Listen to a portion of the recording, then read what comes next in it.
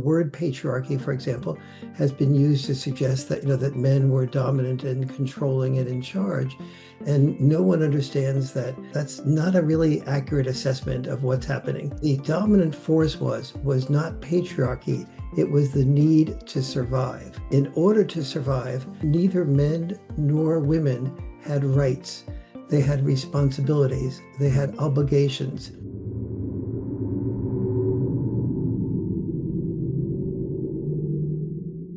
Hey everybody! Today I'm really excited to be here for, my podcast Liminal News, but I'm also doing this in collaboration with Frank Schaeffer, who has his own podcast. We may just put it out on both channels. We're figuring that out at the moment. A few weeks ago I talked with Frank, and I don't know. I was very moved in a way by Frank's story around having grown up in this sort of nucleus of this like Christian evangelical world, which has taken such a dominant position in everything that's happening in America right now, and just sort of leaving that behind courageously and forging his own path I guess what I've been wanting to find a way to do is to really kind of interrogate kind of this moment in America, which has so many factors. And Warren Farrell is somebody who I've been following for many years. He really gave me an incredible new insight into kind of the issues around masculinity and being a man in this society. Because I'd grown up in a feminist household in a way. My mother had been a book editor in New York and part of the early feminist movement, and I think I'd always had this like weird guilty sense that men were like bad in some ways, and women were more morally superior in some ways, and so on. Which at times they are, I think. But his work I found it very balancing to sort of rethink, kind of how men are also kind of contorted and distorted by, kind of this patriarchal society that's kind of both sexes are kind of oppressed in a way, in different ways, but the ways that men get oppressed are much kind of harder to articulate. So I was very excited to bring these two fellows together and have this dialogue. It's the first time I've met Warren. It's the first time Frank and Warren have met. And so I thought we could maybe start with you guys giving maybe a bit of a overview. I know you've gone over this so many times, Frank, but kind of like where you came from and how your dad. Sure. And then also, yeah, you mentioned that Warren's work has also had an influence on you. So Yeah. that'd be great to So hear. did you want me to wade in first? Yeah, go for it. Go for it. Okay. Yeah, I think Well, this is fun because I host my own podcast and usually I'm interviewing people, and I'm sure that in the near future, my producer Ernie Gregg will book Warren and we will interview him on his work and book. So if I act more like an interviewer than an interviewee, you can make me answer questions. But let me just start by saying this morning, I bought Warren's book on Kindle and prepared in the same way I would for my own podcast if I was doing an interview with him. And what struck me about Boy Crisis, other than the fact that I think it's a tremendously important book, and interestingly enough, I hadn't read it, Warren, but I've seen it quoted in a lot of books I have read that have been influential. And you really kind of broke this open, and we can talk about what the reaction was. But I felt that, this morning, for instance, I opened the Washington Post, and there was an essay in the Washington Post from an author who was tracking the reasons why more men want to marry than women and why women aren't marrying. And then I read your book after I get up at about 3 a.m. and I read a couple of newspapers that I read, and then I got to your book, and it was as if after I read your book that it was one of your appendix. In other words, what you wrote about is going on right now.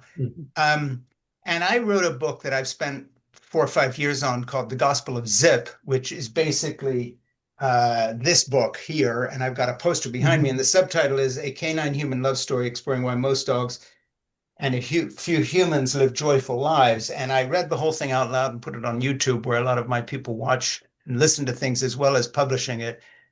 And it's available on Amazon. But when I was reading your book this morning, The Boy Crisis, there were a number of lines that just leapt off the page that I felt could have come from my book. and one, in no particular order of sequences, is the solution to make divorces harder? No, the solution is to make marriages better, which is why I tell the story of Jeannie and my adventure over the last 56 years of staying together with 3 grown children and 5 grandchildren. And then, if I was interviewing you, I chose a section that I would use as the open that I would read. And I'm going to use it here to just introduce you a little bit and then talk about myself. Why no vision of the future can be perfect. While no vision of the future can be perfect, the goal of the boy crisis is to integrate the half century of national discussion about the challenges faced by girls and women with an equally nuanced national discussion about those facing boys and men. And the only other thing I would add here is you describe my life, and I won't cite the page here, but you have a passage that literally, again, is why I wrote the Gospel of Zip about my joy of being a child caregiver to my 5 grandchildren. Grandpa, take note, when grandpa was a dad, no research documented why a dad's typical style of hands-on parenting, such as roughhousing or his expectation that his children serve rather than be served, was so crucial to his children's development. The boy crisis makes that clear. So grandpa can both understand his value to his grandson and share that with grandma. But there is one change that requires grandpa's attention. When grandpa grew up, masculinity came with a built-in sense of purpose, of being the provider, protector, e.g. warrior, sole breadwinner. Today, there is a purpose void. The boy crisis can help grandparents understand the purpose void, as well as how to help inspire their grandson with new senses of purpose. A grandpa I knew, for example, told me, and this was very personal, brought tears to my eyes because I've actually done this. And I actually have this in my book about doing this. A grandpa I knew, for example, told me that he used to whisper in his grandson's ear how playing with him makes him happier than any work he'd done.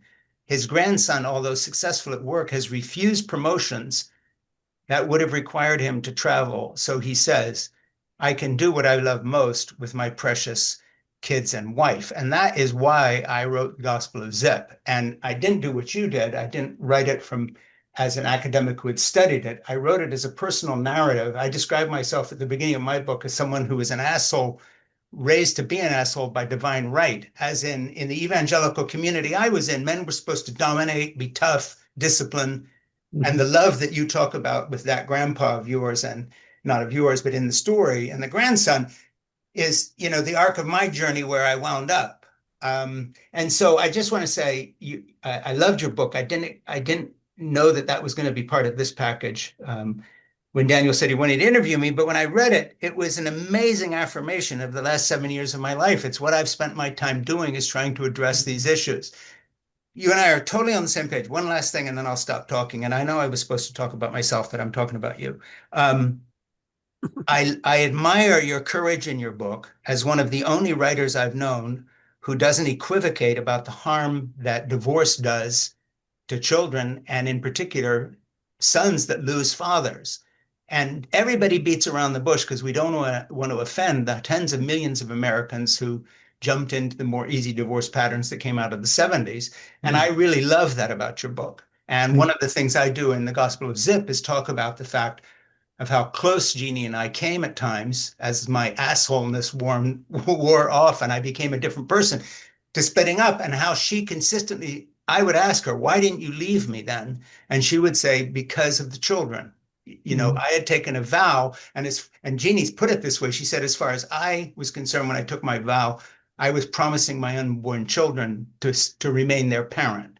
And so, your book, The Boy Crisis, really hit home with me. And I love the book. And I want to interview you on my podcast about it, even though it was published a few years ago. Because, as I said, by that thing I read in the Post this morning, what you're saying is as relevant, more relevant now than ever, in terms of the depopulation, people not having children, younger women not wanting to marry, more younger men wanting to marry, but not having been trained in the way you talk about.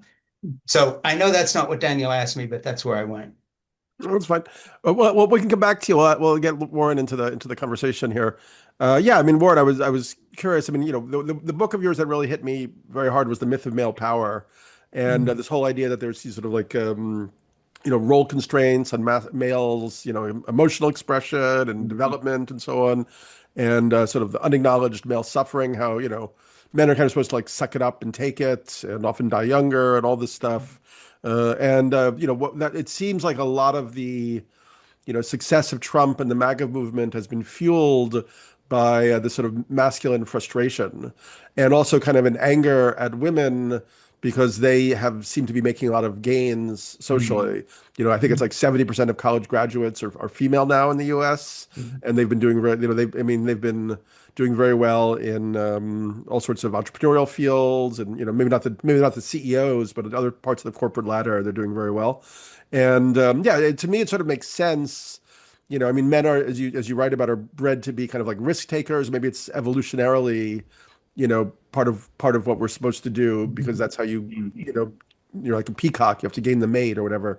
Um, and um, and in a civilization that's peaceful, that has a lot of communications technologies that allow everybody to speak with each other and all these back channels, it kind of makes sense that women's capacities for connection and for communion and communication would begin to advance them. And now it feels like this regression back to a previous, like, war, the Department of War. It's like, it's all about aggressivity and so on. And they're trying to make that the value again. Anyway, so those are some of the things that fascinated me. And I thought you would be the best person I know to talk about them. Yeah.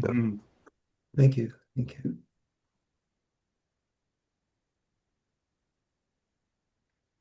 No, the ball's in your court, buddy. I'm sorry. He was sort of making an overall intro there. Yeah. So let's see. A lot there. First of all, thank you both for your acknowledgement of the boy crisis and the myth of male power. I really appreciate that, and you're sharing the impact that it had on you. Yeah, I think that what's happened is that, for example, we call things the patriarchy, and that's sort of and part of what boys grow up in. High school kids are learning that they're part of the patriarchy, or junior high school kids are learning that they're part of the patriarchy, and they have male toxicity, and that that the future is female, and they're learning all these negative things about themselves. And even the word and the word patriarchy, for example, has been used to suggest that that men were dominant and controlling and in charge, and no one understands that basically that's not a really accurate assessment of what's happening. What the dominant force was not patriarchy; it was the need to survive. And in order to survive, neither men nor women had rights. They had responsibilities. They had obligations. If when I talked to my father about writing my first book, he said, "Yes, Warren, you're a good writer, but only about 1 in 100 authors find a publisher. And if you can't find a publisher, you'll never find a wife."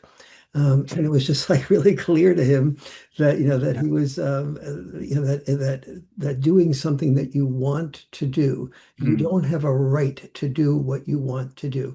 You have a right to do what you need to do in order to be able to earn enough money to support your wife and your children, and that your wife should have the option of either being involved with her work, involved with the children, or some combination of both. And in order for you to do that, you have to earn money. And authors, as a rule, don't earn money. Neither do musicians, neither do artists, neither do actors, on a 99-to-1 level. And so if you enter into those fields, you jeopardize your family. And so you don't really have the right to do that. And so historically speaking, our grandparents did not talk about rights. They talked about obligations and responsibilities. And so, and they did that because that was what was needed to survive. Now, something happened in developed nations in the middle and upper middle class. The need to survive was not so dominant. And so therefore, women in particular, could at the outset say, I want to do something that I have the desire to be a CEO. I have the desire to be an inventor. I have the desire to be something that is outside of the normal female modality. And so I want to be, and the feminist movement started out as, I am woman, I am strong. Unfortunately, it ended up as I am woman, I've been wronged. And Mm-hmm. one of those transitions I think that we all can recognize is the hashtag Me Too movement. And hashtag Me Too gave a lot of women an opportunity to sort of share ways that they felt abused and hurt and misused as they were growing up, including my wife had an experience and my sister had an experience. And so Mm-hmm. I'm very glad for hashtag Me Too, but I'm not glad for it as a monologue. It should have been a dialogue. Hashtag Me Too talks about the female experience of powerlessness and the Mm-hmm. female experience of male power. But what was missed was the male experience of powerlessness and the male experience of female power. What it felt like to a 19, 15, 16-year-old boy who's feeling his testosterone. And about 60% of the women in his class are women that he really feels a desire to be sexual with. But in order to be sexual with them, he has to take the risk of rejection. And he fears that, and that risk of rejection is powerful for young boys with a high amount of testosterone when the girls in his class are only interested in maybe the being sexual with the a football player that's a star, or maybe a student body president or somebody else that's really a good performer and outstanding, or a very tall and good looking. And this boy is not any of those things. And so he's fearing inside of himself, like, I have to prove myself in order to be able to be adequate to minimize my risk of rejection. And so that's just the tip of the iceberg of what almost every young male goes through. And so growing up and hearing that the future is female and that your masculinity is toxic, and male privilege and male power. Mm-hmm. Is his masculinity toxic? Absolutely, there's a lot of toxic masculinity, but it doesn't emanate from privilege and power. It emanates from the need to have to do things that led to the repression of his feelings. A boy in boot camp, young man in boot camp to prepare for war. Might be, let's say he heard from the sergeant that some type of comment that was anti-Semitic, and he raises his hand and says, "Excuse me, sir, I'm Jewish, but," and that comment was anti-Semitic. Could you not do that type of thing? Now, what would be the response of that sergeant? He would say, "Oh, isn't that sweet? A little anti-Semitic boy. Why don't you do 20 push-ups?"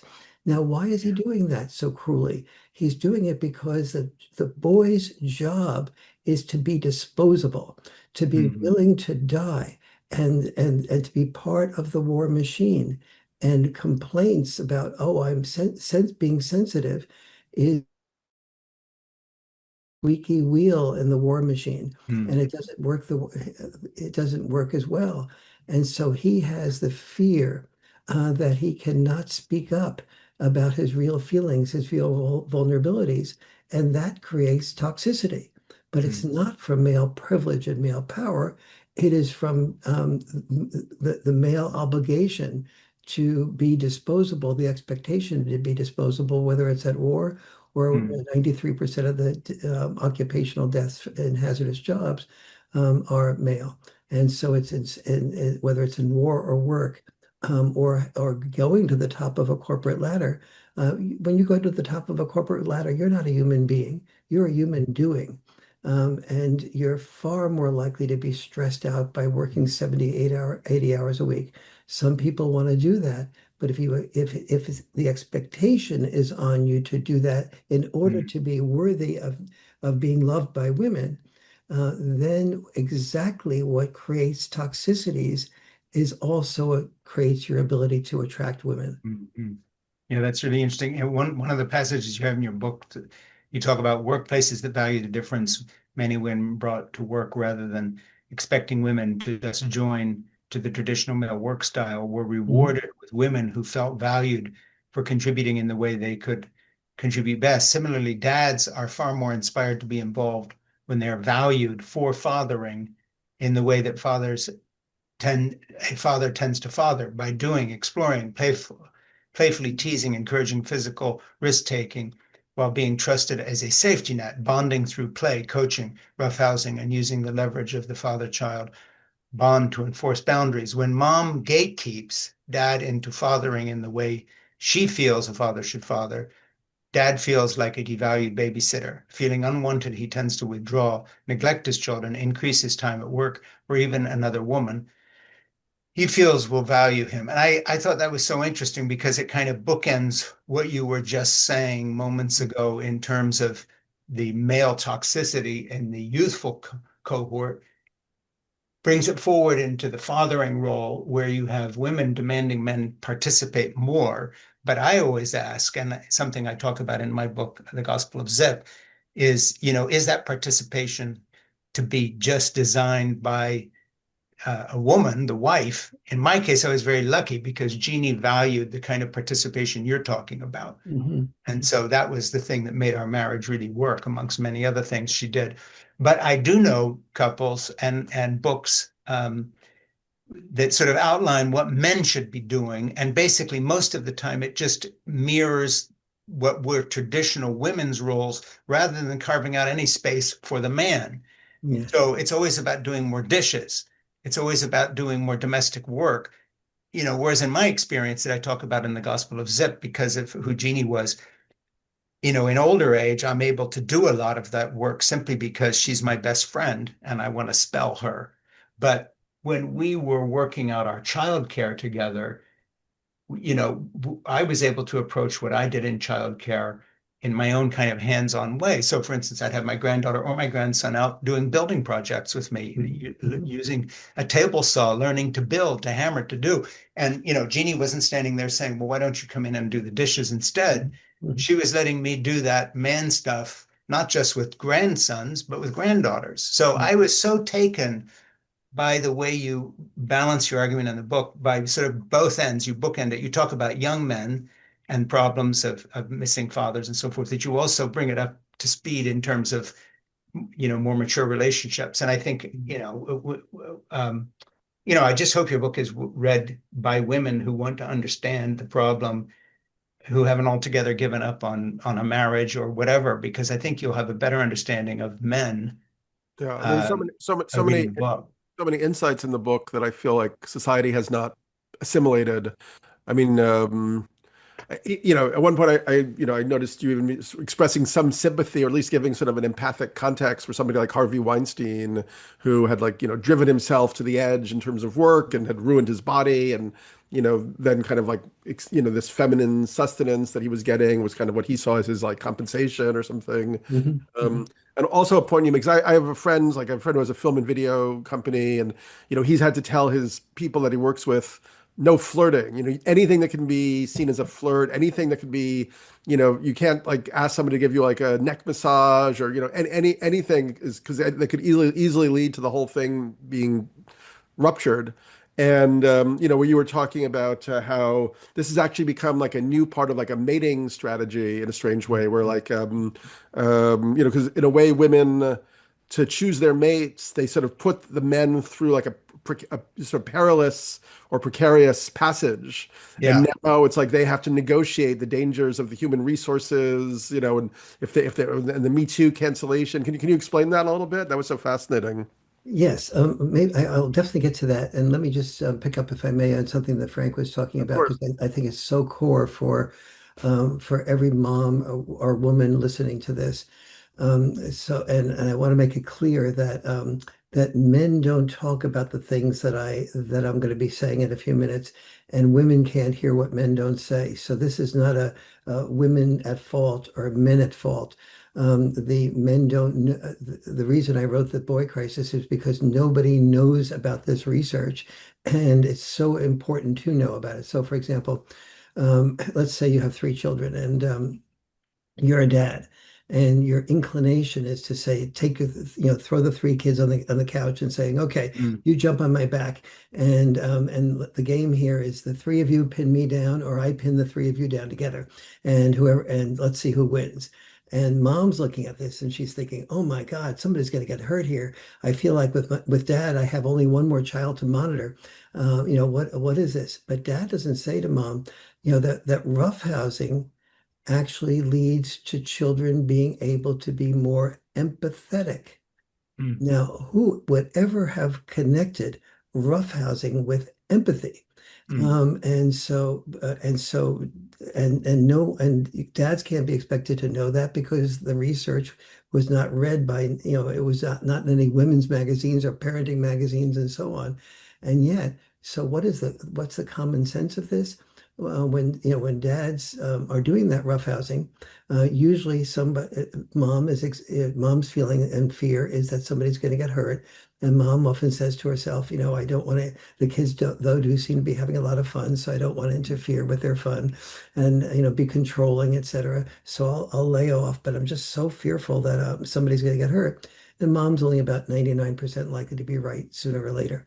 And then she feels guilty that she didn't interfere yeah. because the kids are now hurt. But here's what's going on. Yes, somebody's hurt. And dad says, eventually, dad says, okay, Jimmy, if you put your elbow in your sister's eye like that again, there'll be no more roughhousing. And the kids go, okay, okay, we won't do that again. But then they get into the excitement of roughhousing and they do that again. And so dad says, all right, now you did what I told you not to do. So there's no more roughhousing until maybe at least a week. Oh, dad, no, no, we're sorry. We won't do it again. And Mm, so what dad is doing is not setting a boundary here, but this is really crucial. Not setting a boundary, but enforcing a boundary. Moms set more boundaries than dads do, but dads enforce more boundaries than moms do. Children under mom care mm, they may have an earlier bedtime, but under dad's care, with setting a later bedtime, the children get to bed earlier. mm, And so what happens here is that dad has now made it clear to the kids that they have to think of someone else's needs mm, aside from theirs. Now, mom would 100% agree with that and say that. But when something is violated, the mom is much more likely, on average, and sometimes these roles are reversed. On average, the mom is more likely to say, "Sweetie, I told you not to do that type of mm, roughhousing with your brother or your sister," and she'll repeat that. But the kids learn that they can tend to ignore the person who sets boundaries and only yeah. repeats them. Yeah. And so the children learn they have no option but to Mm, think of their sisters and brothers' needs, mm, hence the groundwork for empathy. But the mm, much, much more important than that, they also are learning that they would like to push their sister and brother around to win, but they need to have postponed gratification in order to continue that roughhousing. mm, And mm. postponed gratification is the single biggest predictor of success or failure in life.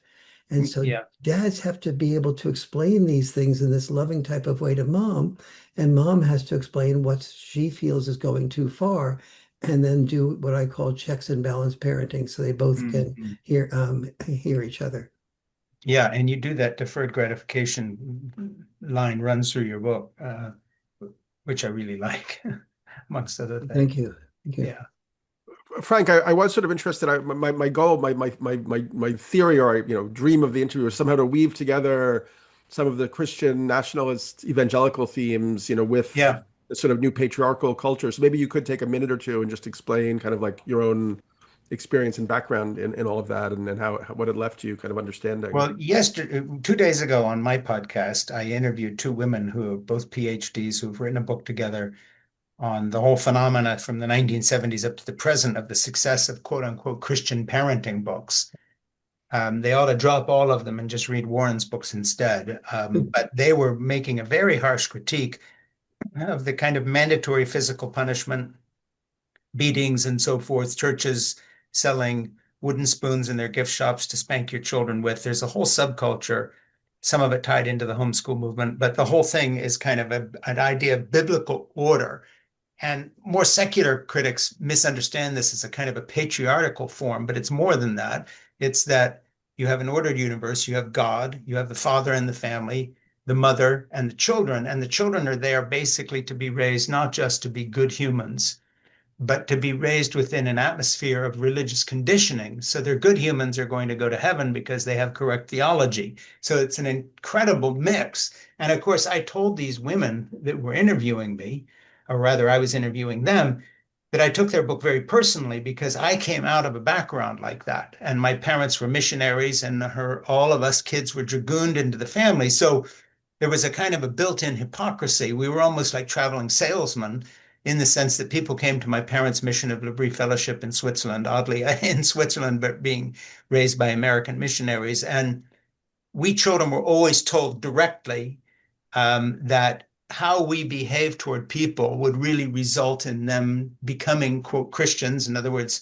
accepting Jesus as their personal savior, following with our kind of theology or not. So literally my earliest memories as a child are learning to behave based on the fact that not good behavior was something good in itself, but this was a form of propaganda. So, we presented one image to our family, of our family to people, while in the meantime, in private, my father hit my mother. My mother was totally wonderful in public and then very neglectful of us kids to the point when I was finally dumped in a British boys' boarding school at age 10, I couldn't read. And that wasn't because I'm stupid. It's because literally I was being, quote, homeschooled, but completely inattentively. So maybe some student would be given a work study program and told to teach Frankie something. I was running free in the Swiss Alps, which I have wonderful memories of, but not learning any of the things children learn. And so, when I look back on my own background and my journey from that, and then my father became very famous, and along with C. Everett Koop, who was Surgeon General at the time, made this film series that I wrote and directed for them called Whatever Happened to the Human Race. That was really the beginning of the evangelical pro-life movement. And, I knew the Bush family and Reagan and all these other people. We were schmoozing with those groups. And as I talk about in my book, The Gospel of Zip, in those days, Jeannie and I were making a lot of money out of a sort of a nepotistic connection and what I used to call God cash. And there was a lot of God cash around. And so that's the background I came out of. And then, of course, fast forward to the present tense with Donald Trump in the White House, 83% of evangelicals voted for him. They voted for him so he would reestablish the kind of order they believe in. And so when you look at Project 2025, and I knew those guys, at the Heritage and all these other foundations, we were in on the beginning of all this stuff, the Federalist Society, the whole bit. We knew all the key players. They saw what they saw as the breakup of the family, not as a bad thing because of the boys Warren writes so feelingly about that get hurt when there's not a father at home, but that this would lead to societal chaos, which was not God's plan for the human race. So the order they wanted to impose was a kind of a divine order through human agency, which is why they wound up accepting Donald Trump, because they talked themselves into believing that God had sent him to us to establish order. Never mind, he's corrupt, thrice married, divorced, all the things they say they don't believe in. But God's chosen him to do the hard work to, sock it to the liberals who have caused all this disorder. So, that's my background. And of course, journeying as a married man and a father out of that background, trying to be a father and then a grandfather, what I write about in the Gospel of Zip is two things. It's a personal journey, but it's also a narrative of really looking at the kind of philosophical evangelical background I had and presuppositions I accepted as a young person or had drummed into me, how I departed from that. And then ironically, in terms of my case, having departed from the quote family values crowd, I began to have actual family values and really put my family first because I'm no longer this hierarchical oppressor. I'm in love with my wife, and people say, well, why did you change? What led? And they're expecting a theological kind of insight. And I'm saying, and I'm not trying to be a smartass here, but literally, I was in love with Jeannie and really got sick of being this domineering person. And the same with my children. I really loved my children, was looking for better ways to be a parent, ways that actually are reflected very much in your book, Warren. So I had to kind of unlearn a patriarchal construct and then reform myself based on what works. And what doesn't work is this kind of harsh top-down discipline. What does work is the thing you talk about with this grandfather who says to his grandson, the best part of my life is being with you.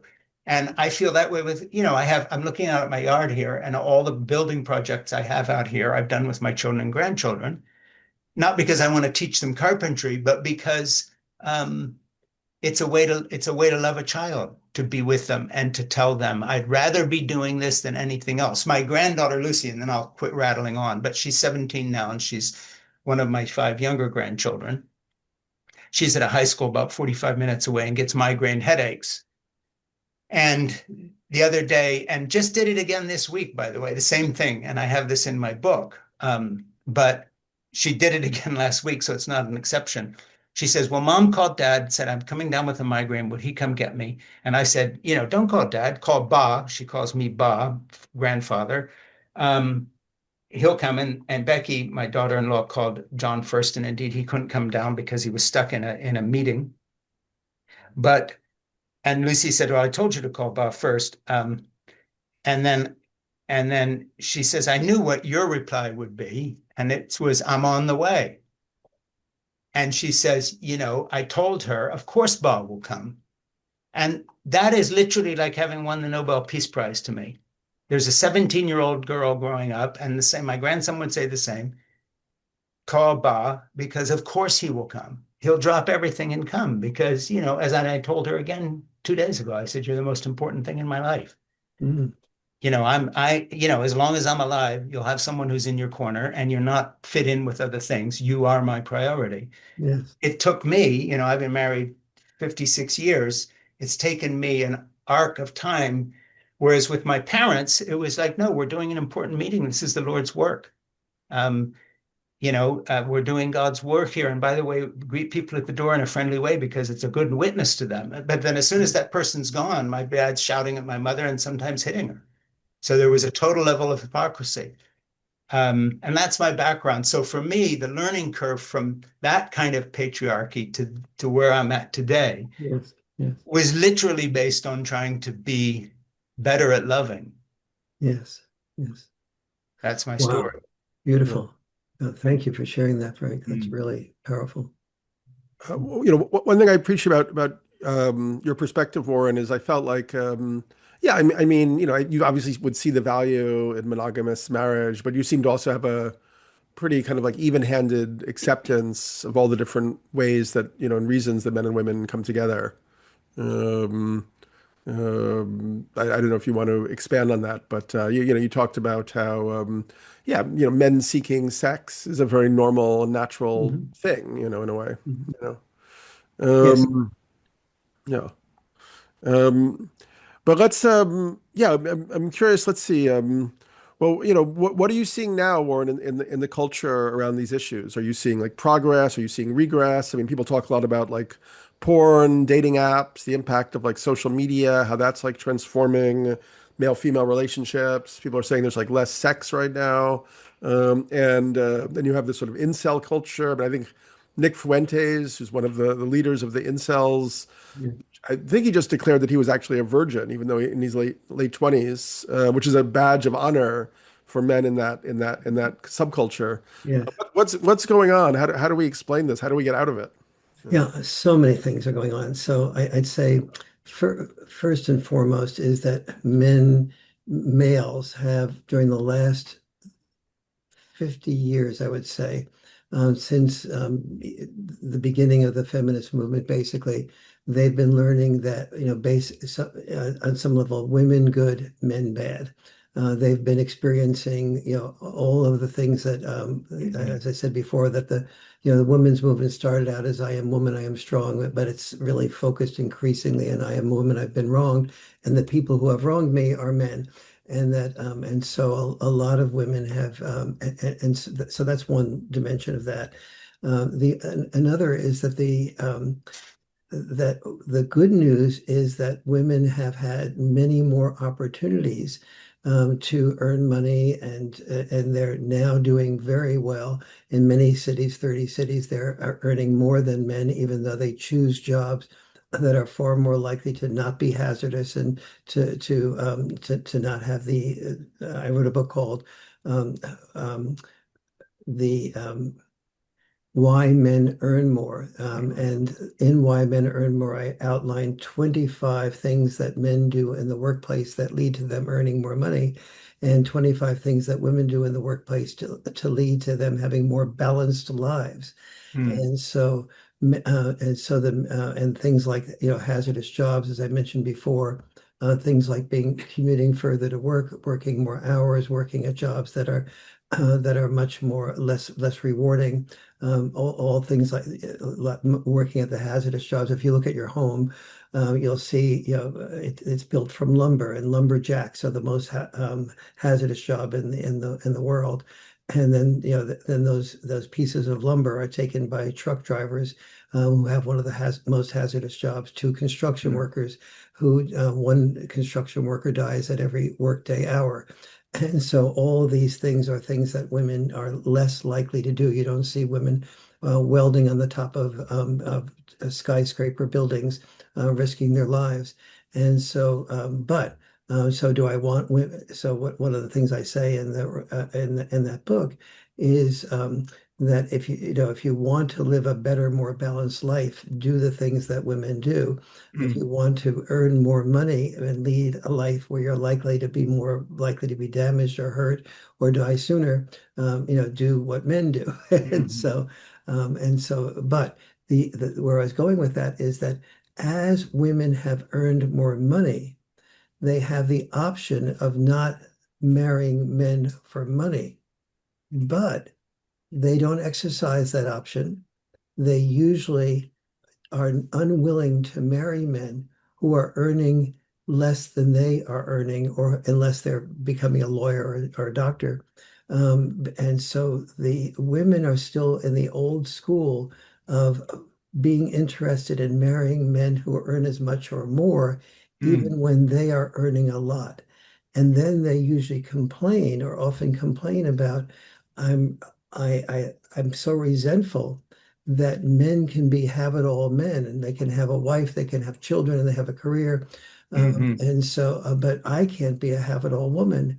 And that is so depriving women of an understanding of how they can be a have-it-all woman. You mm, can be a have-it-all woman by marrying a man who does earn less, who's more of a nurturer connector than a provider protector type of personality. And he can be the primary raiser of children. mm, When men are the primary raiser of children, of course, this is a self-selected statistic here, but when men are the primary raiser of children, the children do better than in any other circumstance except for an intact family where both mother and father are raising mm, children. And so this mom, and one of the reasons for that is a mom who's a CEO or a top corporate executive, she'll still make sure she gets back to the children's birthday party and the recitals and so on. Men who are CEOs will be more likely to say, "Oh, I'm so sorry. yeah, I'm going to California this week or New York this week. I can't be with the birthday party, but you call up and do it on Zoom." But the important thing here is that the women have an enormous opportunity now that men exercise when they were earning more money, which is to marry women who earn less money, mm, and be able to support them. But women are not exercising that form of power. mm, They're still marrying men who earn as much or more, and that's depriving everybody. It's depriving the nurturer connected type of mm, men. It's depriving the children, most importantly, and it's also depriving the mother of having that feeling of being a have-it-all person. mm, Yes, mm, if your dream is to be a CEO or to be an inventor or to be somebody else along those lines, then go for that dream, but don't look for a man who's earning more, or nobody will be around to take care of the children. yeah, yeah. No, that's an incredible point. And one of the things that I talk about in my book is the fact that when you look at one of the books, there are a few books that stand out in my mind. And by the way, your book, The Boy Crisis, that would have been quoted all through mine if I had read it first. So, there's always a later edition. But Thank you. somebody I quote at length is Elizabeth Marshall Thomas, who in the 1950s, her father founded Raytheon, and crazy guy decides one day in the mid 1950s, I'm leaving Raytheon for a year and we're going to go to the Kalahari because I want to live with the Kung, the Sand people, which is the oldest indigenous continuous hunter-gatherer group in the world. He knew they were out there. They had never had any outside contact until Elizabeth Thomas Marshall went there with her mother, who was also studying them. And they lived on and off in the Kalahari for a year when Elizabeth was, I think, 17 to 19 in that age thing. And then later she wrote this book called The Old Way. And what struck me is that she wrote it in a, it's not in the, within the time span they were living there in the 50s is pre-modern feminism. In other words, she's not making any points in this book except what she saw. And the point I'm making is that when you read her book, The Old Way, what you discover, the balance between men and women and nurturing, and for that matter, the inclusion of elderly people in the fabric of the community, sounds like, a mixture of sort of, Jesus and a feminist wrote it, because it's all about nurturing, and the men are doing it. From all ages. In other words, the teenage boys are playing with the children, the teenage girls are playing with the children. The men and the women are sitting around together taking care of the toddlers. The women all have important careers because they are the gatherers in the hunter-gathering. When the meat comes back into the camp, the men don't get to distribute it, the women do, because it evens it out. So they live there successfully for, I'm not making the number up, 100,000 years. Wow. Well, we haven't done anything for 100,000 years. So the crazy thing is what the Sand People that Elizabeth Marshall Thomas lived with, and it's a terrific book, by the way, The Old Way. It reads beautifully, and she also writes wonderful books about her dogs and getting older, and she's a terrific writer. But what amazed me about reading The Old Way is that everything that I talk about in terms of what I advocate, which is exactly what you've just said. In other words, what you've talked about in terms of relationships and men who are nurturers, the kind of childcare I've been giving my grandchildren, now 3 of whom live across the street for the last 17 years, is reflected in the Sand People in the Kalahari, and they'd been doing that for 100,000 years, and it's why they survived. And, interesting tells, for instance, they were asking young people, how do you, tell me how you do such a thing. And the standard answer was, I don't know. The old people haven't told me yet. So the aged were there in the community as the key educators when they couldn't hunter-gather anymore. The women are getting 2/3 of the food. So their careers are more important than the men's. The men get protein once in a while, but that's a luxury. What they're eating is the tubers and the things they're digging up. That's women's work. So the women literally have the career that keeps everybody alive. And while they're out gathering, the men are back at camp taking care of the children. Wow. Interesting. And then of those men, 2 or 3 go out and hunt. And then if they come back, the women distribute it. And the teenage boys and girls are, as a form of play, are taking care of the kids. I was just blown away because essentially, in my book, I was able to get to Elizabeth Marshall Thomas's book and quote her and or paraphrase her to make my point. So that what I was doing as a grandfather, caring for 3 of my 5 grandchildren who live across the street, is not some new post-feminist phenomena. This is how it has always been until agriculture, modern cities, and career as we understand it. So I just found terrific comfort in the fact that what I was responding to on a human level, it wasn't because I'm kind of an unusual, weird guy, which I may be, but it actually has much deeper roots than any modern phenomena. Yeah, I've actually done a lot of work visiting different indigenous cultures and writing about them. I visited the Sequoia in the Amazon, and the Kogi, the Arawak people in Colombia, and the Mazatecs in Mexico, and the Hopi in Arizona, and so on, and the Bwiti in Gabon, and so on. And I mean, I think you do see, more nurturing systems, also kind of like, the whole nuclear, I mean, this is a whole nother topic of discussion in a way, like the nuclear family structure is problematic for raising kids, because particularly if you have a single mother or single parent who has to then invest so much life energy into that. Whereas in a tribal structure, everybody kind of looks after the kids. Like I was in Africa, I saw, different women breastfeeding the same baby and so on. That was just like normal for them. And another element in indigenous societies, which I wrote about, there's an anthropologist, Pierre Klaus, who wrote a book called Society Against the State. And he argued that a lot of indigenous cultures don't have hierarchical power. Like even though there's a chief, the chief is actually kind of given their throne or whatever by the women of the council of grandmothers. And if they try to order people into battle, the people just laugh at them and run away. But they were the mediators, the storytellers. They held the knowledge of the community, and in that way they had power. To me, it's interesting that we're seeing.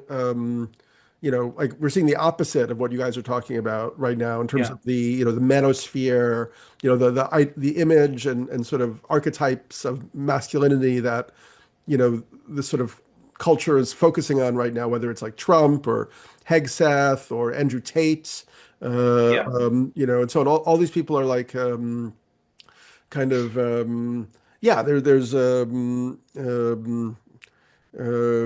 it's like the man is not supposed to be the nurturer, the man is supposed to be the aggressor. I mean, I guess the ultimate model is it's like the extreme risk taker who wins it all. So Elon Musk, took all these risks, and therefore he gets to send his sperm to women he doesn't even know and make babies with them because he can afford that, and run these companies in this very like risk-taking way where he's like risking now the whole planet, with these destruction of the environment and so on. I mean, it feels like we need, this is where I think it comes back to like religion and spirituality.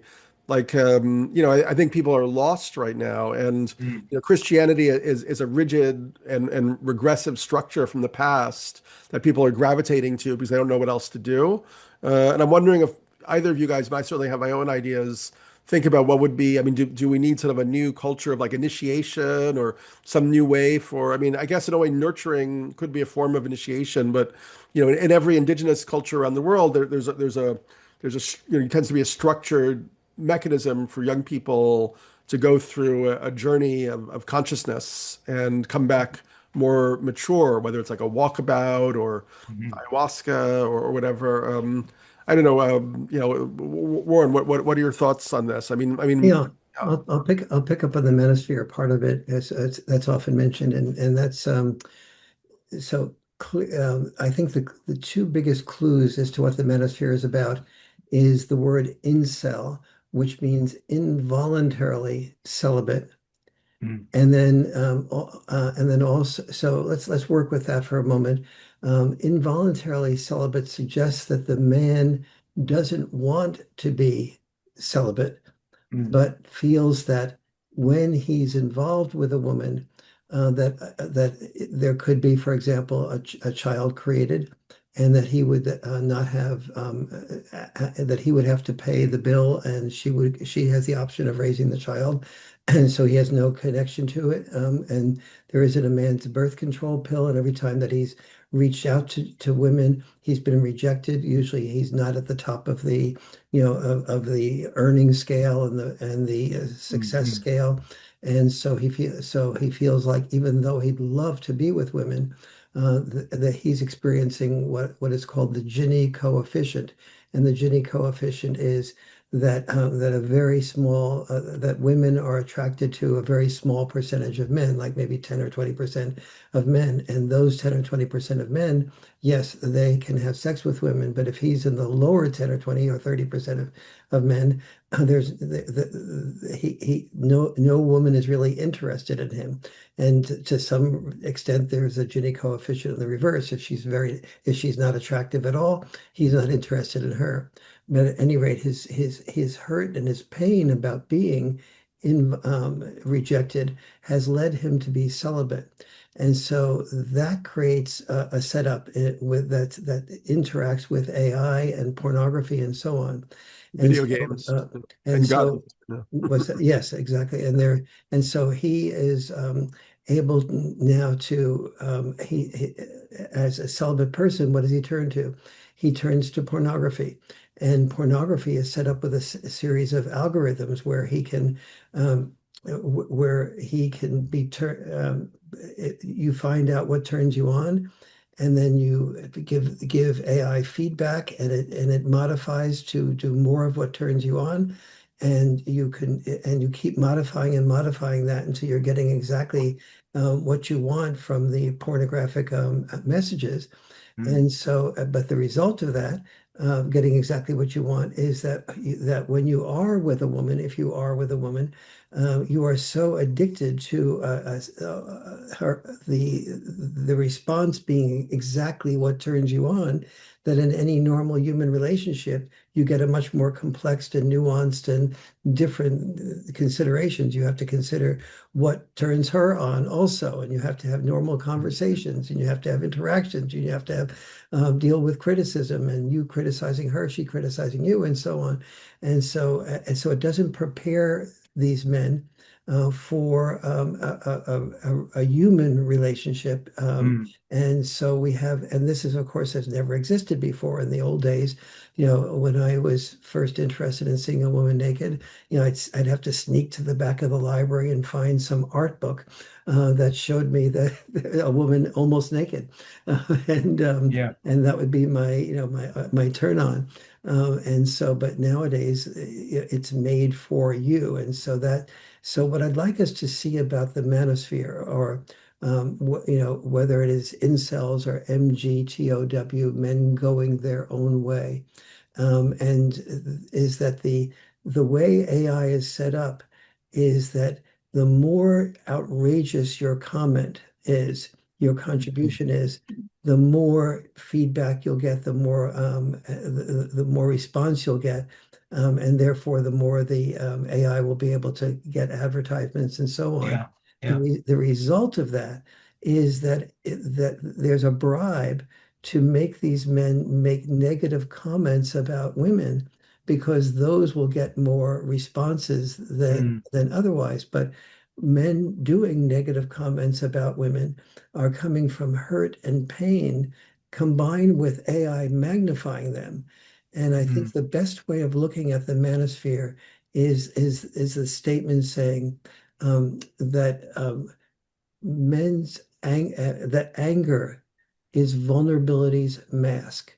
That Mm. anger is vulnerability's mask. And Mm. whenever you see somebody as angry, always ask yourself, how are they vulnerable? The Mm. moment you do that, you respond when you respond to anger, and a feeling of anger, you respond to anger with anger. But when you hear vulnerability or you see the vulnerability behind the Mm. anger, you respond to vulnerability with empathy. Mm. And when you see the anger in the manosphere, and especially when it's magnified by all the algorithms, just feel that as hurt, Mm. as and and vulnerability. And if we respond to it that way, and these men hear that somebody really understands how it must have been to have a child, and that love that child, and then have a divorce and not be able to have access to that child, but to Mm. pay child support for somebody who prevents you from having access to the child, and the more you're prevented from having access to that child, the more child support she gets.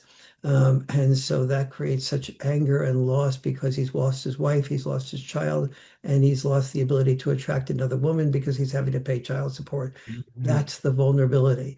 And when men like this feel empathized with, as opposed to attacked, their anger can Mm. be reduced. Mm.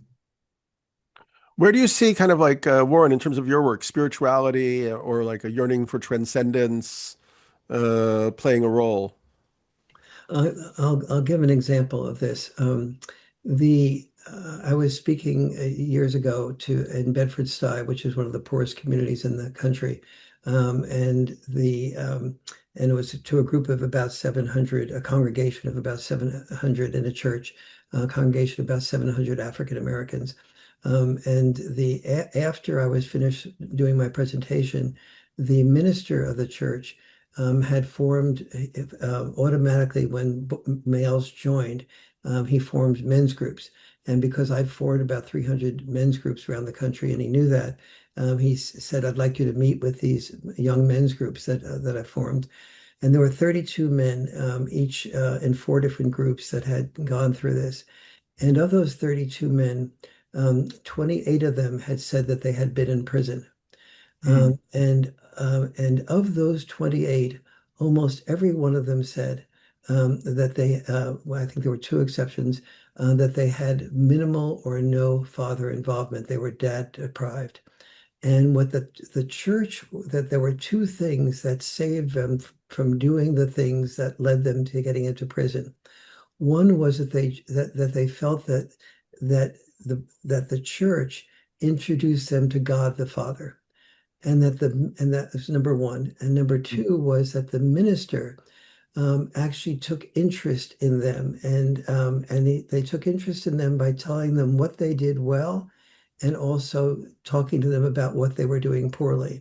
Mm. And almost every one of those men said, I would, if I did not have these two things in my life, I would Mm. be doing the things that led me to prison again. And so while I myself, one of the things I want to be aware of is that whether or not you believe in God, Mm. that many people who do find it so important to feel that Mm. somebody is looking out for them, somebody is loving them, somebody is caring.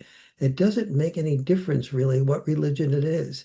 You can, and the Catholicism probably creates employment for more therapists than any other than anything else. But some I think people, Judaism has its own and share. Judaism certainly, yes, the old story of giving two ties to a child for Hanukkah, and the child coming back and saying, "Mom, I love this tie," and then mom saying, "What's wrong with the other tie?" And Yeah. those types of things create lots of psychological problems for sure. But also let's be aware of people who need that feeling of somebody cares about Mm. me, whether no matter what religion that's from, and no matter how screwed up the religion is. Yeah. It has to have its functions. Uh, so yeah, I'm curious, Frank, what do you think about this? I mean, do you feel that what you saw in the evangelical movement in the church, it was kind of like there was like a true, kind of yearning for, spirituality or transcendence, or was it more like a psychological situation where, in more sense, people were looking for somebody to care about them, and the structure kind of like meshed with their, Yeah. kind of like patterns and stuff like that. Well, I think a bit of both, but I think the reality is that all of us are on a life journey of learning, and that goes for the spiritual journey as well. So, someone will quote something I wrote 20 years ago in a book, and they'll say, how could you say that? And I said, well, I don't know, because this is 20 years later, and I've changed my opinion on this. And so everything that I write that's nonfiction and fiction too, after 12 or 15 books or whatever, is a snapshot of where you are then. So I can only talk about where I'm at now. And where I'm at now is someone who has a tremendous respect for and value for the part religion plays in people's lives, including my own, which is why I'm willing to appear a bit of a fool when I say I'm an atheist who prays, because I do. The first thing I do every morning is get up and say, thank you for this day. I offer you my day. And then go through the list of my family and ask for their protection. And then when I'm walking and the sun's coming up and I'm going home to a loving wife and she's, we're going to have a second cup of coffee, I literally spend the whole time just saying, thank you, Lord. Now, do I believe God exists in an intellectual framework that I can defend with the kind of apologetics my father made, a philosophical basis to life? No, I don't. I go back and forth with that. But do I sometimes feel that my spiritual journey is being answered and I'm heard? Yes, because I see a shape to my life, which I take as a blessing. Is it a blessing, or was it just I was lucky and have, I mean, my email, my partner Ernie, who is gay and married to his husband, who's a pastor, by the way, in Phoenix, Arizona, and who's produced my podcast for 10 years and is a wonderful person, joked the other day and said, well, it's all very fine for you to write in in the Gospel of Zip about how marriage is so wonderful and children. I mean, you got lucky. When you're 17 years old, the most beautiful woman in the world walks into the chalet in Switzerland and says, I marry you. I mean, and he was joking because it wasn't like that, but I've been fortunate. But when I look back, and this is, I'll be serious for a minute, where I am most thankful to God and put the most emphasis on my journey being spiritual as well as secular, is in my failures. Because had certain things worked the way I wanted them to, it would have been ruinous to my life, to my marriage, to my relationships. And the best things in my life have come out of the times when I have failed the most miserably. and had to figure out why I failed and put things together differently. And I'll give you a specific example that relates exactly to Warren and what he writes about. I was too harsh with my children because I passed on to them what I had had, especially with my daughter, who was my first child. And it wound up many years later when she was about 20 and I was in my 40s. And we were on a walk where she was living in Finland with her husband. And I just stopped and I literally got down on my knees and apologized. And I said, I've come to a place now where I recognize I'm not the person I was then. I am so sorry I slapped you. Please forgive me. And she did. And we are literally best friends because it was built on a recognition that I had failed. So the warmth of our relationship, in a weird way, comes out of the fact that she has a father who begged her forgiveness, and the grace of that forgiveness literally changed the way I move forward. And I'm a totally different grandfather than I was as a father. And even by the time my youngest son, John, was coming along, having realized how I failed with Jessica in so many ways. And by the way, she's, speaking of women, she's a very successful woman and is a consultant to the European Union on energy policy. She's wicked crazily and earns more than her husband and all the rest of it. And stays home and helps with children, and they've raised a wonderful family. So the story is all good. But what I'm saying is I have been in the position of recognizing myself as, tragically failed at times. And if I had met those failures with hubris and just said, well, I'll keep trying the same thing, it would have been a disaster. And where I see grace in my life is that from who knows where, I had the insight to understand that this was an opportunity to change something. And the same in the movie business, I directed 4 shitty Hollywood movies, which I got as, when I got myself an agent out there after I made all those documentaries with my dad. If those had succeeded and we had moved to LA and I'd raised my kids in the LA environment as a semi-successful director of shit movies. If they'd done just a little better, we would have done that. Thank God they didn't, because I've written some pretty decent books and earned a lot less money, but we live in a little place in the middle of New England, and my grandchildren live across the street. And though, I see paths converging, but they're based on the fact that my plans didn't work out. Yeah. Yeah.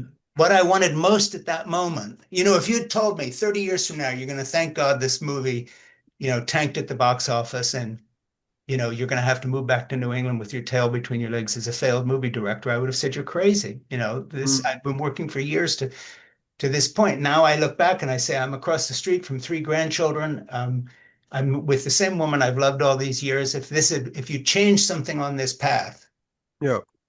Yeah. So, sometimes I tell people who are facing a bad moment, or have faced bad times, including women who have been abused, and people like Tia Levings, whose book I've reviewed for her, who's written A Well-Trained Wife, all these bestsellers by women who are complaining about really bad things that did happen to them. But one of the things that we all sort of come to agree on when your life starts working out, that there was no other path to that moment but the one you're on. And if you start going back and changing the details, even the bad stuff that happens, you don't get to this moment. Yeah. I think what you're saying is so important, and it's so important for somebody who has suicidal tendencies Yeah. to really understand how so frequently Liz, my wife, we met 31 years ago and fell in love immediately. But we sometimes look back and say, Yeah. these were there had to be at least 10,000 things that happened exactly as they Yeah. happened, good Yeah. and bad, in order for us to have met each other and been together. It's really, and it really is mystical and quite amazing, and it really is of value for many people, whether they believe in God or not, to Yeah. sort of to know how to be grateful, to speak to oneself or somebody that you imagine out there about the gratitude that you have for the way Yeah. things are. Well, I don't think we're gonna have time today for me to share my own personal story, but it's completely different and in some ways opposite. Where I'm started out as a, bohemian in New York, kind of avant-garde culture. My mother was part of the Beat Generation in the 50s. My dad was an abstract painter, and ended up writing my first book, Breaking Open the Head, on shamanism and visionary plants, and ended up, finding, from scientific materialism and atheism, ending up with a different set of beliefs in like Mm. shamanism and the philosophy of analytic idealism, which posits that is an underlying consciousness of which everything is kind of ultimately made and so on, which is very similar to Tibetan Buddhism and so on. So I ended up with a kind of esoteric or mystical perspective. And I guess, yeah, I mean, what I wanted to kind of circle back to a little bit was, yeah, kind of like, the sense of this precarious state of the United States right now.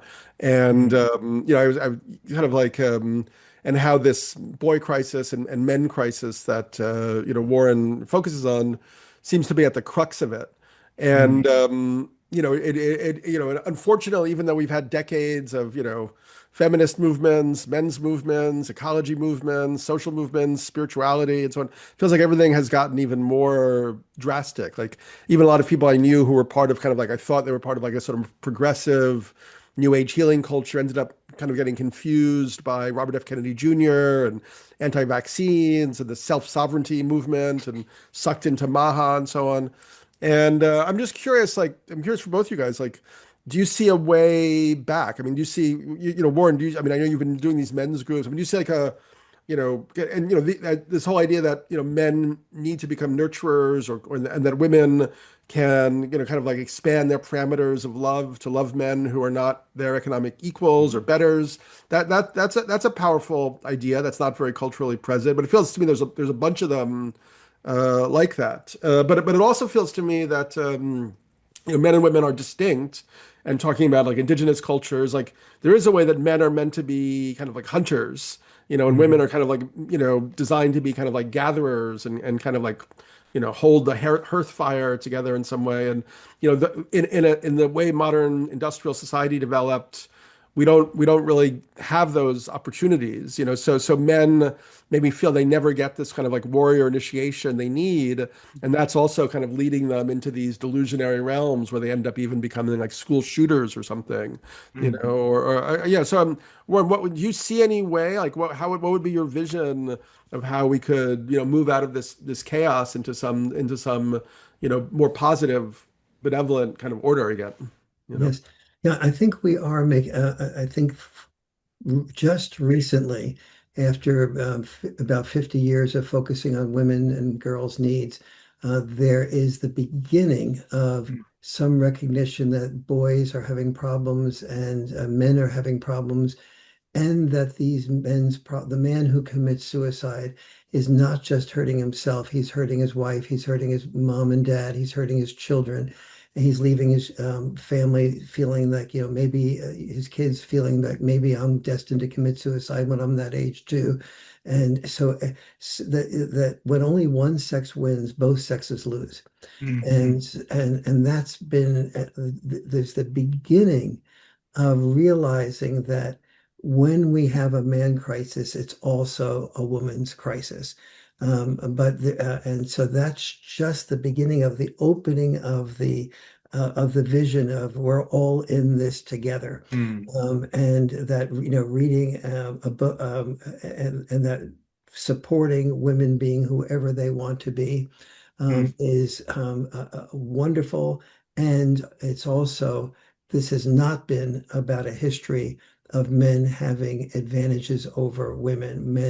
And if you feel that the world has been about male privilege and male power, then please read The Myth of Male Power and The Boy Crisis. And what you'll come away with is a much softer, heartfelt, loving connection to your father, your brother, the man you're maybe married to or might consider marrying to, and you'll open your heart to a much wider diversity of men mm, who are more like nurturer connectors rather than provider protectors. And it really will have a deep impact on mm. your ability to love more fully in your life. So you're saying that even though what we're seeing in the kind of like expressed projected world of like the Mhm. Twitter scape and Mhm. the sort of manosphere is all toggling more towards this aggressivity, and like women need to be baby machines again at a young age, and we have to go back to regressive Christianity. You're saying that underneath that there's or maybe that's a sign of a sort of beginning of an acknowledgement that men were kind of like mistreated. But yeah, I'm just curious to see, how that could resolve Yes, itself in any positive way. in the positive type of way, the result of Trump winning is that Mm, the Democrats who have only been looking at women's issues for the last half century yeah. have suddenly said, "Oh my God, we cannot win an election if we've lost this 18% of more men are voting for Trump than for Democrats." Mhm. Now, I know almost no Democrat who really knows how to be introspective about these things. Mm, But there is, and I ran for governor of California as a Democrat, and so, I'm on the left in most issues. But I haven't left the left. The left has left me in the yeah. extreme left, and so I think that there are people like James Carville who is obviously a Democrat and was objecting to and the people who were the head of the DNC, the Democratic National Committee, they were all very strong feminists in their orientation, and they all said that the Democratic Party is the party of women. And Carville just sort of like went like that and said you can't be the party of just one gender.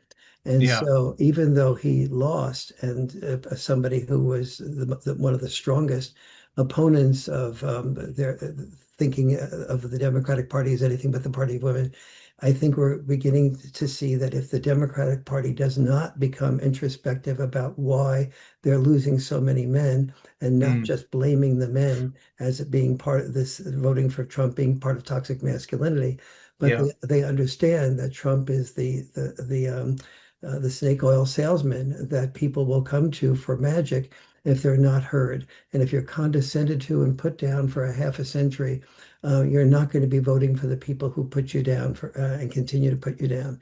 Yeah. And so so the Democrats and the left has a lot of introspection to do, and it's very hard work because and if you go into a university and you're in the social sciences, about 95% of the teachers are Democratic in orientation.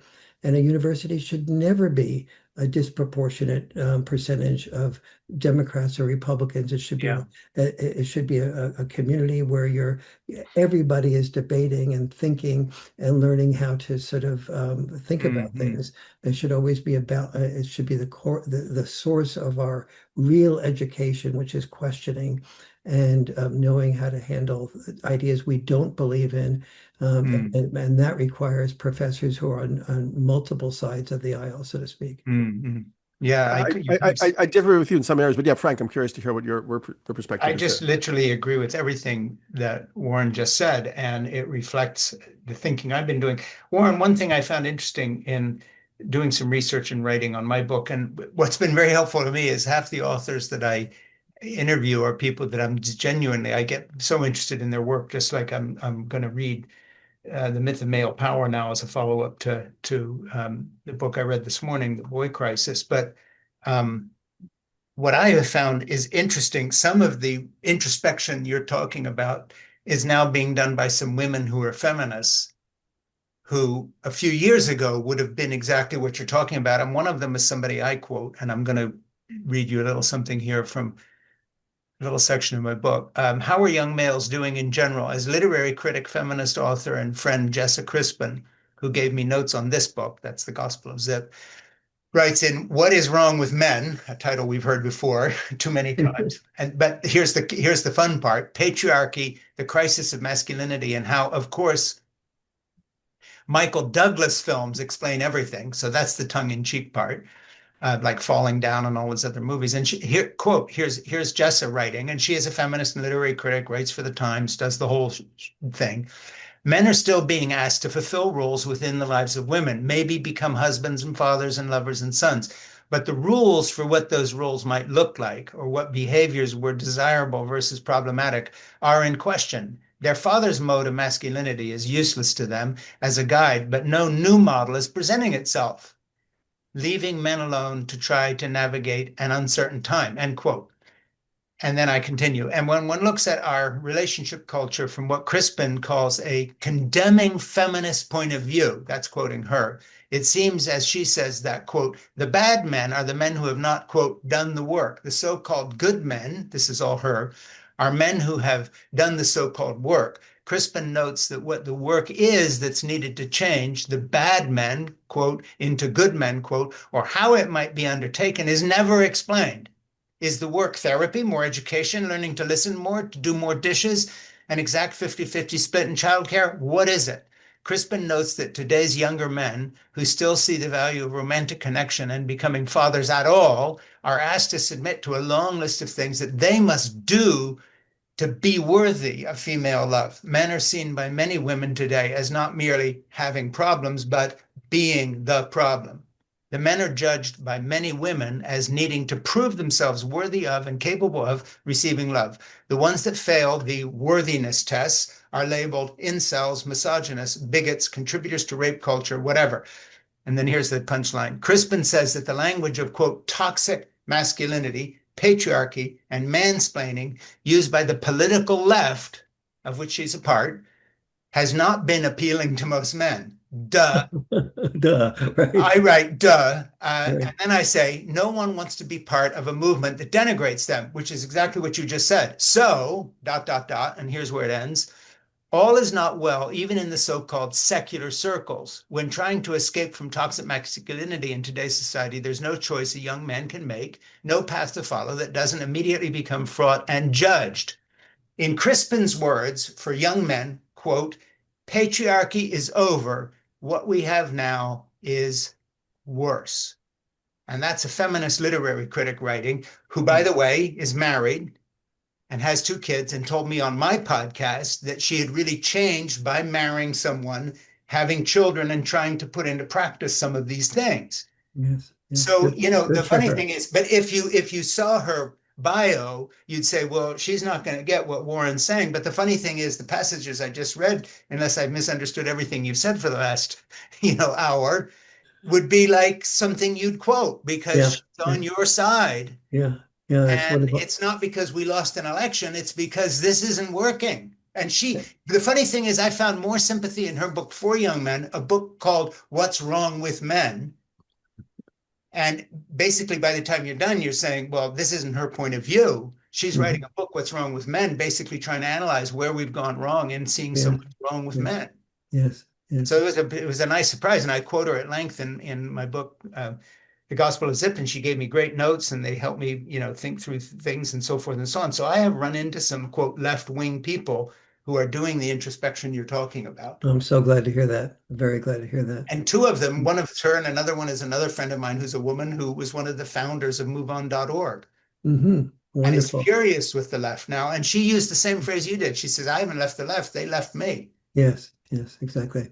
I think the way And we so, use that term is problematic. Go ahead, Warren. I'm sorry. Sorry. Go ahead. no, no, just I think that's wonderful, and I'm so glad to hear that there are people like that doing that, because that's what will lead to men being understood, and Yeah, that's what will lead to men feeling, and there's no one that can go through life feeling misunderstood, because we do.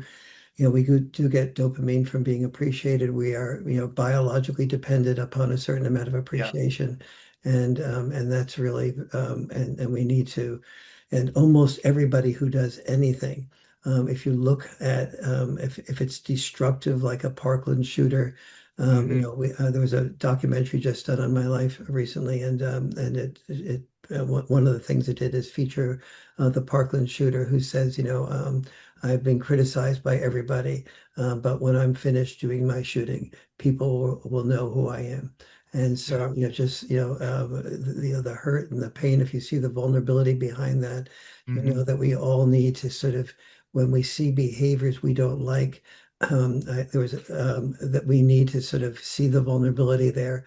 And in seeing that vulnerability, you reach out with that empathy, and almost always people turn around and feel, hmm, loved. And that's what we need to be doing for Ben at this point in hmm, history. I think in a way, like, I mean, I've heard this in a few places that, the Democratic party is sort of coded as, feminine.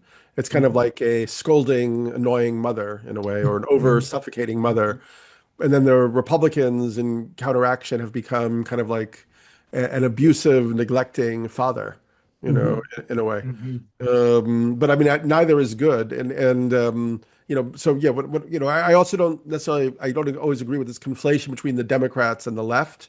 I tend to be more of a leftist. Like, I don't believe there should be billionaires. I think we need to go back to serious progressive taxation and so on.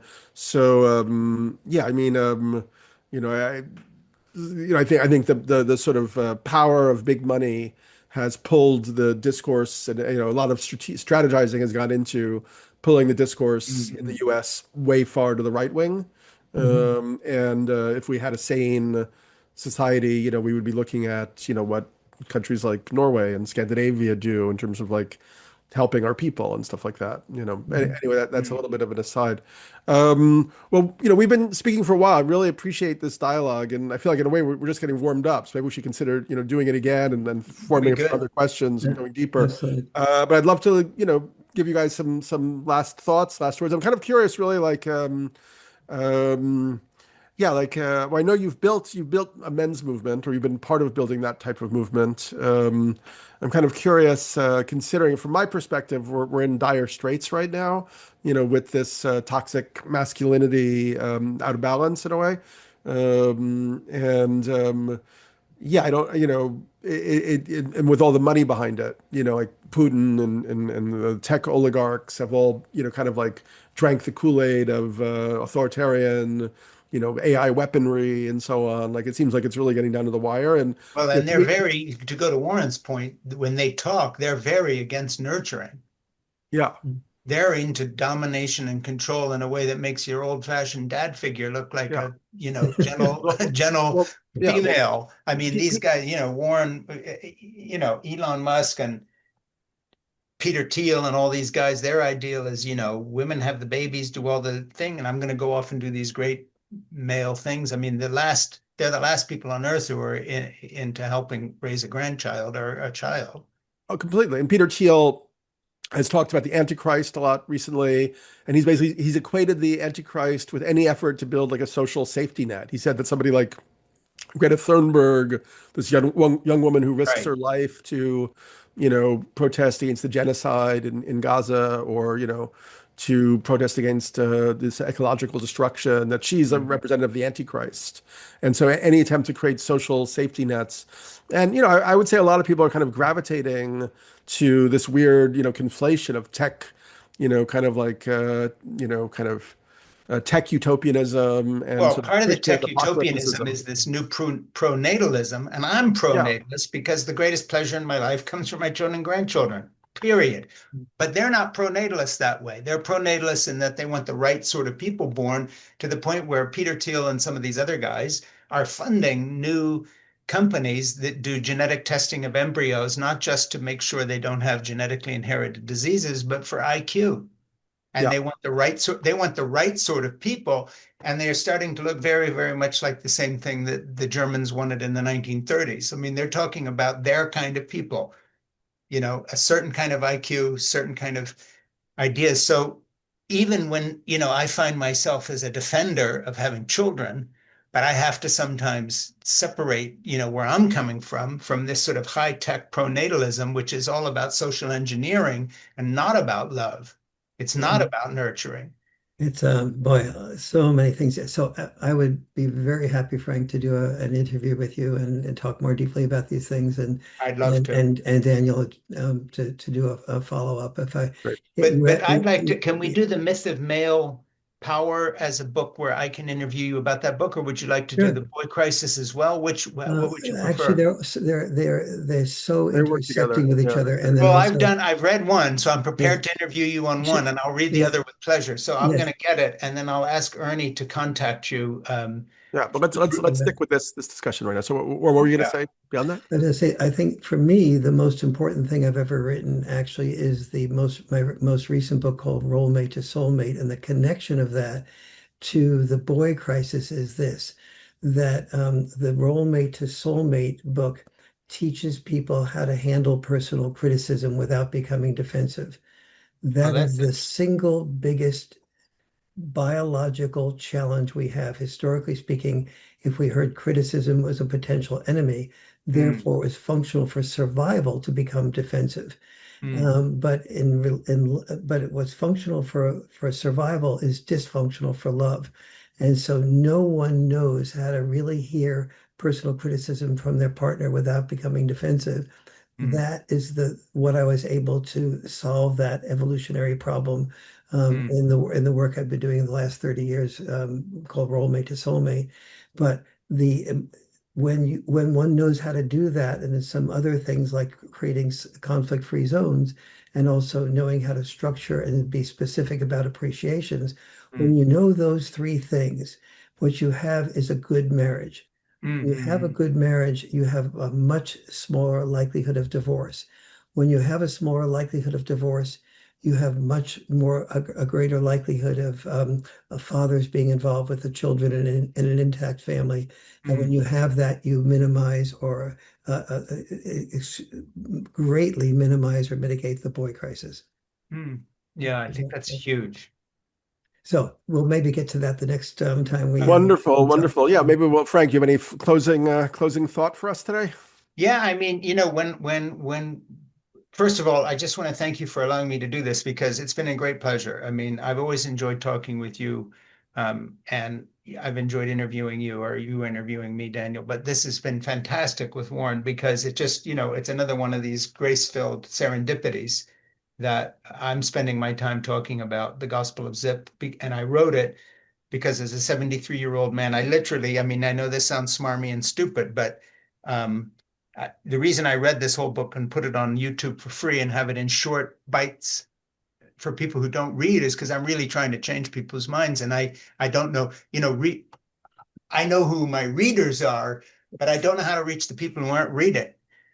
So I read the whole thing out loud, put it on YouTube for free. My agent went crazy and said, I can never sell a book that's going to be for free on YouTube. And I said, okay, fine, I'll just self-publish this one. And it's a sort of a first, but because I've been a successful author. But um, I'm in an age of my life where you don't do things for any reason unless like Warren is doing with, he doesn't need to meet, right, role mate to soulmate, but I mean, let's just be honest, it's out of compassion for people who haven't had the joy we've experienced. Yeah, yeah, And that's yeah, really what I'm doing these days. yeah. So, Warren, you and I are very well met. I totally applaud what you're doing. I look forward to this. And Daniel, thank you for bringing us together. I'd love to do another discussion with the three of us. And then, Warren, if I can interview you on roommate to soulmate, I would love to do that. Absolutely. Be very happy to. I've just loved this connection among the three of us. It's been a really Yeah, me too. And Daniel, if there's delightful. anything I can do for you, or you want to take this in, but this has been a really good discussion. So when are you going to put this out? The myth, Uh, my next book, you mean The Man oh Crisis? no, Yeah, he's asking about this video. the Uh, video. Probably. Well, Oh, Friday's probably too tight. Probably like Monday, Tuesday, something like Okay, that. well, send I'll a let you know. link to Ernie Yeah, I'm gonna so make we you. I'll can. make both of you co-authors or whatever it is. So I mhm. think that'll get it out to everybody's networks. Like, we'll figure it out. Yeah, I and the talked thing is, if you about it. send it to Ernie, he'll put Yeah. it on all our sites too. Let's not clutter up our time here with that. We can talk about it Okay, separately. Yeah. all Thank right. you so much, Warren. What a pleasure to meet you. Your work's had been a big inspiration, very helpful for me, honestly. And yeah, I'd also love to do a one-on-one with you at a separate time, and sort of hone in on some points that kind of like matter to me in my own history and how I see things more deeply. So, Would and love to, Frank, thank you Daniel. so much for your time. Same And here. yeah, great, Always great. great. Look forward to more. Yeah. Thank you. Talk to you It's been soon. a real pleasure.